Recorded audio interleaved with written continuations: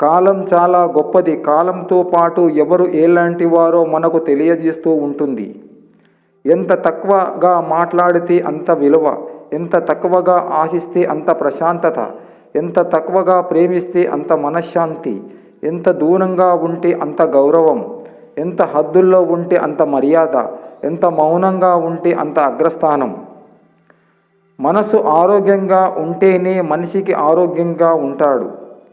మనసు ఆరోగ్యంగా ఉండాలంటే గతాన్ని తక్కువగా ఆలోచించి భవిష్యత్తును ఎక్కువగా ప్రేమించు. కష్టం ప్రార్థన నేర్పిస్తుంది, ఇష్టం త్యాగాన్ని నేర్పిస్తుంది, శ్రమ ఓర్పును నేర్పిస్తుంది, ప్రేమ క్షమించడం నేర్పిస్తుంది, విజయం గెలుపు విలువను నేర్పిస్తుంది, ఓటమి కన్నీటి బరువును నేర్పిస్తుంది. ఈ అనుభవాలన్నీ ఆత్మీయ పాఠాలు నేర్పిస్తాయి. ఓర్చుకుంటే నేర్చుకుంటావు. మనం సహాయం ఒకరి కడుపు నింపేలా ఉండాలి, కానీ మన అవసరం కోసం ఇంకొకరి కడుపు కొట్టేలా ఉండకూడదు. పుట్టింటి నుంచి ఏం తెచ్చావని అడుగుతారు, కానీ ఎన్ని బంధాలను వదులుకొని వచ్చిందో పట్టించుకోరు. అవసరం తీరిపోయిందని మాట్లాడడం మానేసేవాడు, మాట్లాడడం మానేసిన తర్వాత అవసరం వచ్చిందని మాట్లాడేవాడు చాలా డేంజర్. జనాలు 4 రకాలుగా ఉంటారు. కింద పడేసేవారు, పడాలని కోరుకునేవారు, పడితే చూసేవారు, పడితే సాయం చేసేవారు. ఈ లోకములో నటించే మనుషులే ప్రశాంతంగా ఉన్నారు. నటించడం రాక ప్రేమాభిమానాలు పెంచుకున్న వాళ్ళు పిచ్చివాళ్ళలా మిగిలిపోతారు. గుడిలో నువ్వు 1,00,000 రూపాయలు విరాళం ఇచ్చినా నిన్ను భక్తుడు అనే అంటారు. అదే ఆకలితో ఉన్నవాడికి అన్నం పెట్టు, వారు నిన్ను దేవుడు అని అంటారు. మిత్రమా, ఇది గుర్తుపెట్టుకో. మనిషి అన్నాక మోసపోవడం సర్వసాధారణం. కానీ కొంతమంది అమాయకత్వంలో మోసపోతారు, మరికొందరు మంచితనం ఎక్కువై మోసపోతున్నారు.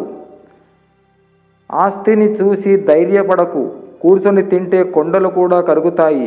అందాన్ని చూసి ఆనందపడకు, పూజకు రాని పువ్వు ఎంత వికసించినా దండగి చివరకు.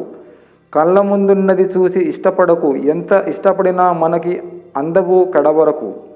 ఎంత సంపాదించినా బయట ఎవ్వరికి చెప్పకు, నవ్వుతూ నాశనం చేసేవాళ్ళు నీ పక్కనే ఉంటారు నీ పతనం అయ్యే వరకు. నాకు ఏమీ లేదని బాధపడకు, తక్షణమే బతకటానికి దారిని వెతుకు. జీవితంలో ఎన్ని కష్టాలు వచ్చినా నీలో ఆత్మధైర్యాన్ని మాత్రం కోల్పోకు. క్యాల్కులేటర్ వచ్చాక చిన్న చిన్న లెక్కలు కూడా మర్చిపోయాం. టీవీ వచ్చాక పుస్తకాలు చదవడం మర్చిపోయాం. కారు వచ్చాక నడక మర్చిపోయాం. కంప్యూటర్ వచ్చాక స్పెల్లింగ్ మర్చిపోయాం. ఏసీ వచ్చాక చల్లగాలి కోసం చెట్టు కిందకు వెళ్ళడం మర్చిపోయాం. సిటీకి వచ్చాక పల్లెటూరి మట్టి వాసన మర్చిపోయాం. పర్ఫ్యూమ్స్ వచ్చాక పూల వాసన మర్చిపోయాం. ఫాస్ట్ ఫుడ్ వచ్చాక సంప్రదాయ వంటకాలు మర్చిపోయాం. వాట్సాప్ వచ్చాక ఎలా మాట్లాడో మర్చిపోయాం. ఇంకా ఎన్ని మర్చిపోవాల్సి వస్తుందో. నువ్వు ఎంత బాగా బ్రతికినా ఇక్కడ ఎవరికి నచ్చవు. నువ్వు అనుకున్నట్లు బ్రతుకు, కనీసం నీకైనా నచ్చుతావు. మనశ్శాంతి లేని జీవితం మరణము కంటే ఎక్కువ బాధనిస్తుంది. మరణం వస్తే ఒకేసారి చస్తాం, కానీ మనసులో ఉన్న బాధ మాత్రం ప్రతిక్షణం చంపుతుంది. నీటిలో ఏడ్చే చేప కన్నీరు ఎవరికి తెలియదు. అలాగే కొందరు మనసులో పడే ఆవేదన, కన్నీరు కూడా ఎవరికి తెలియదు.